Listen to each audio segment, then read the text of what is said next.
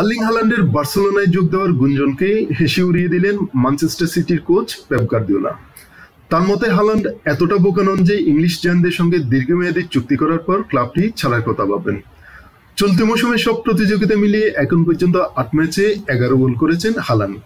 আগামী ২০৩৪ সাল পর্যন্ত থাকার জন্য নরওয়েজিয়ান স্ট্রাইকার সম্প্রতি সিটির সঙ্গে নতুন চুক্তিতে স্বাক্ষর করেছেন।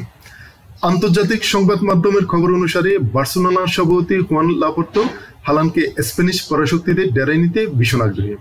তবে গার্দিওলা বিশ্বাস হাল্যান্ডের ভবিষ্যৎ ম্যানচেস্টারের ক্লাবটিতেই সুরক্ষিত।